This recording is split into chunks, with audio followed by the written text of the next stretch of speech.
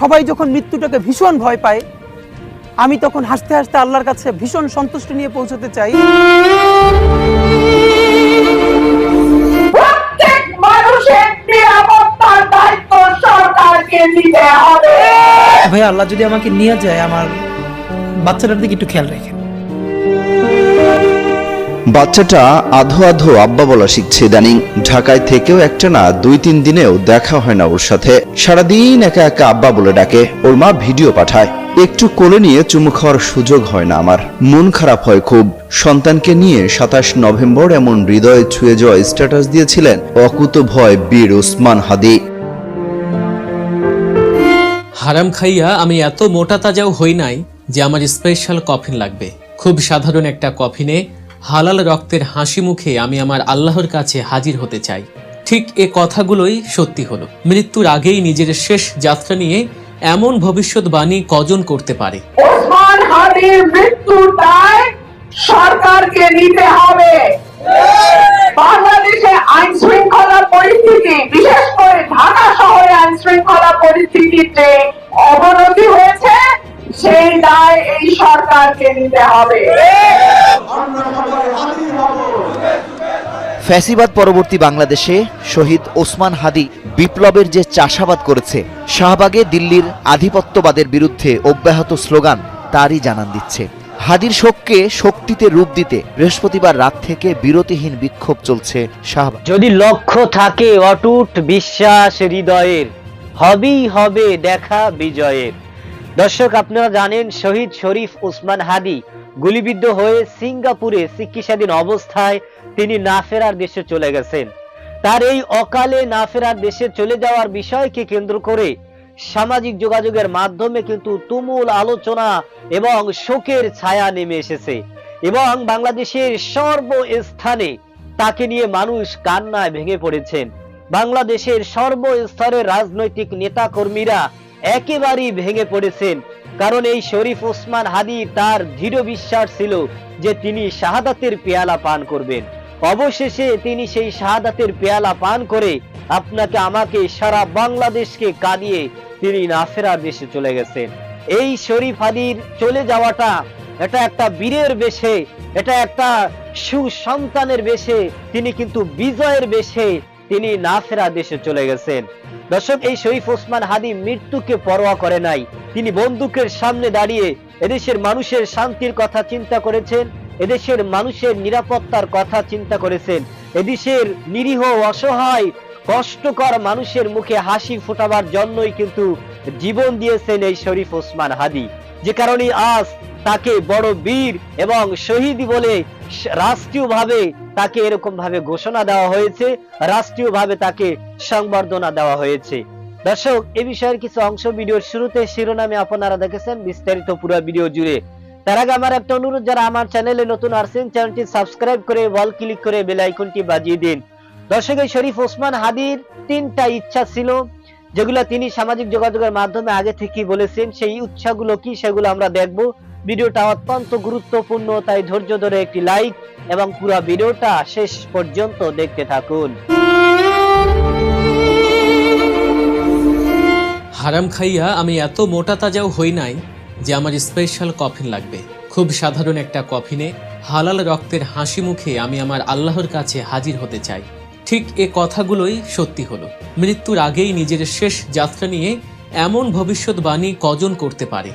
শহীদ ওসমান বিন হাদির জীবনের শেষ 3টি ইচ্ছার মধ্যে 2টি আজ পূর্ণ হওয়ার পথে, কিন্তু তৃতীয় ইচ্ছাটি, রাষ্ট্র কি পারবে তার সেই শেষ আর্তনাদ শুনতে, নাকি ঘাতকের বুলেটের শব্দ চাপা পড়ে যাবে রাজনৈতিক ডামাডোলে? সিংহাসন কাঁপানো স্লোগান আর রাজপথের হুঙ্কার থামিয়ে দিয়ে ওসমান হাদি এখন নিথর। সিঙ্গাপুর জেনারেল হাসপাতালের হিমশীতল মর্গে শেষ হয়েছে তার জাগতিক লড়াই। ইনকিলাব মঞ্চের এই লড়াকু মুখপাত্রের জন্য ঠিক যেমনটা তিনি চেয়েছিলেন প্রস্তুত করা হয়েছে তেমনই এক সাদামাটা কফিন, চাকচিক্যহীন, আড়ম্বরহীন, ঠিক তার জীবন আদর্শের মতোই। শুক্রবার বিকেলে সিঙ্গাপুর থেকে দেশের পথে রওনা হওয়া কফিনটি সন্ধ্যায় বাংলাদেশে পৌঁছায়। কথা ছিল জীবনের শেষ বিমানে চড়ে তিনি ফিরবেন বিজয়ের বেশে, কিন্তু ফিরল তার নিথর দেহ কফিনে করে। বুক ভরা অভিমান আর সাহসের এক অদ্ভুত সংমিশ্রণ ছিল ওসমান হাদির কণ্ঠে। ফেসবুকে তার শেষ দিককার স্ট্যাটাসগুলো পড়ে গা শিউরে ওঠে। তিনি কি জানতেন তার সময় ফুরিয়ে আসছে? 19 ডিসেম্বর ইনকিলাব মঞ্চের পক্ষ থেকে জানানো হয় সেই লোমহর্ষক তথ্য।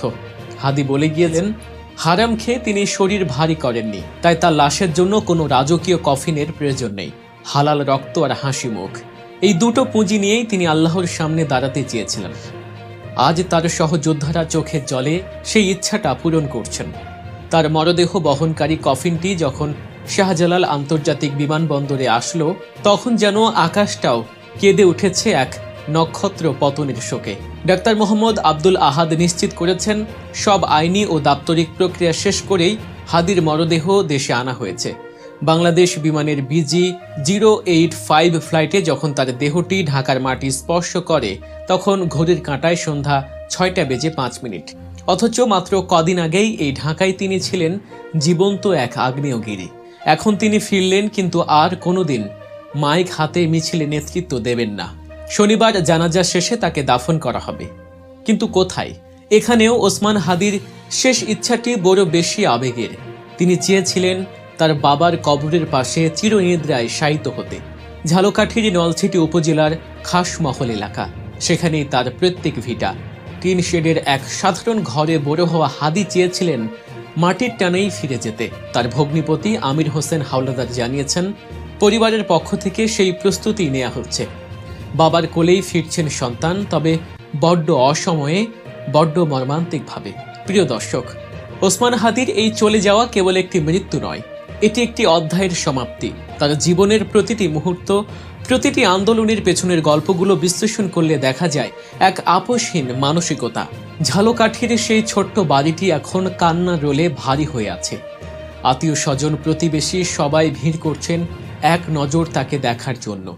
96 সালে যে শিশুটি এই উঠোনে খেলে বেরিয়েছে, 24-এর গণ অভ্যুত্থানে যে যুবক নেতৃত্ব দিয়েছে, সে আজ নেই। গ্রামবাসী তাকে মনে রেখেছে অন্যের বিরুদ্ধে এক বলিষ্ঠ কণ্ঠস্বর হিসেবে। নেছারাবাদ কামিল মাদ্রাসা থেকে ঢাকা বিশ্ববিদ্যালয়, মেধার স্বাক্ষর রেখেছেন প্রতিটি ধাপে।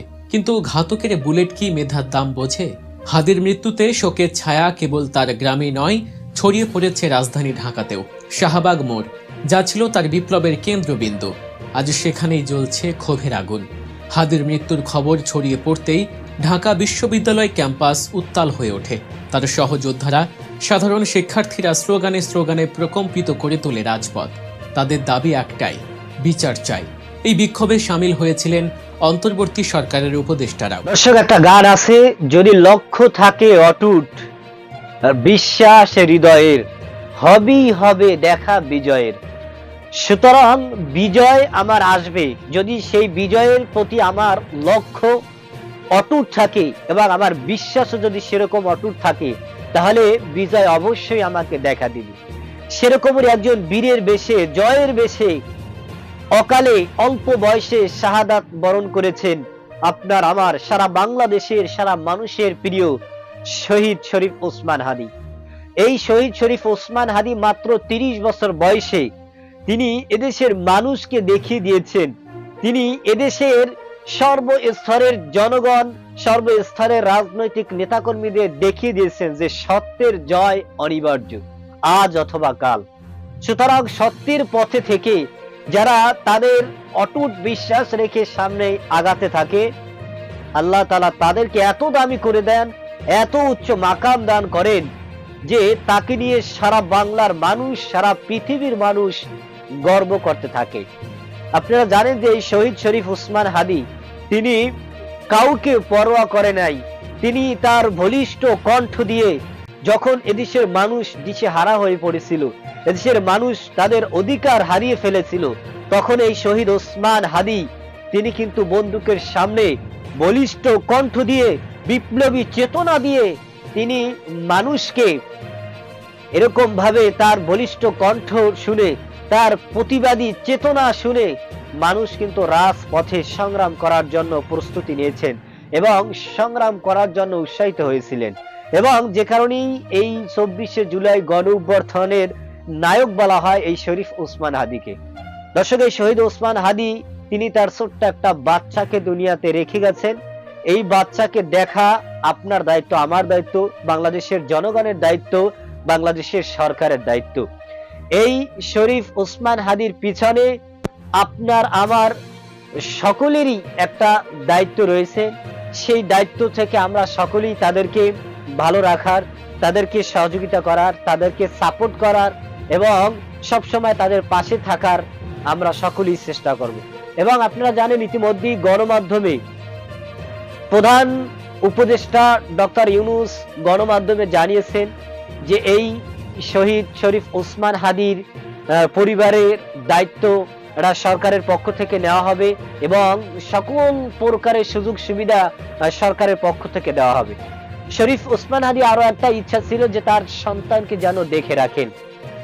এটা আমাদের বাংলাদেশের সর্বস্তরের মানুষ আমরা সকলেই মিলে শরীফ ওসমান হাদির সন্তানকেও আমরা শরীফ ওসমান হাদির মতো যেন গড়ে তুলতে পারি এবং তিনিও যেন বিপ্লবের বেশে, বিজয়ের বেশে তিনি যেন সাহসী এবং বলিষ্ঠ কণ্ঠ নিয়ে মানুষের সামনে মানুষের ভালোবাসা নিয়ে, মানুষের সাপোর্ট নিয়ে তিনি যেন সামনে অগ্রসর হতে পারে, তার জীবন সেইভাবে যেন পরিচালনা করতে পারে, বাস্তবায়ন করতে পারে। সেজন্য আপনি আমি সকলেই এর প্রতি আমরা খেয়াল রাখবো এবং দায়িত্ব হিসেবে আমরা সকলেই সেটা পালন করার চেষ্টা করব। দর্শক, এই বিষয়ে আপনার কোনো মতামত থাকলে সেটা আমাদের কমেন্ট সেকশনে জানাতে পারেন। আজ এ পর্যন্তই। সুস্থ থাকবেন, ভালো থাকবেন। দেখা হবে আগামী কোনো ভিডিওতে, কথা হবে নতুন কোনো বিষয় নিয়ে। সে পর্যন্ত ভালো থাকবেন। খোদা হাফেজ।